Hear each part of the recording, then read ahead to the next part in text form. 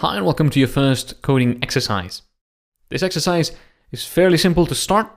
It has two parts. First, create a variable called myVariable with the value 5.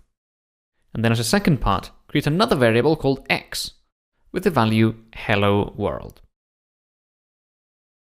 I hope you've tried this, but let's go over it.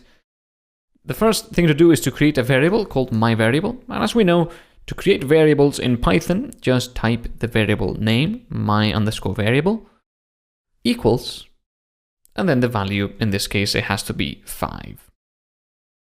And for the second part, the same thing, create a variable called x with the value hello world.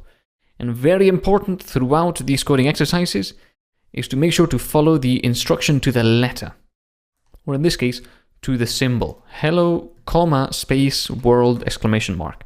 Very important because programming is about the details, and the code checker behind the scenes won't recognize that this is correct unless you use exactly these values. Make sure to have a capital H and so on.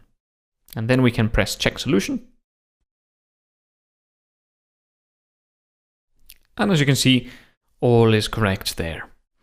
We've created two variables with names, myVariable and x, and we've given them values 5 and a hello world.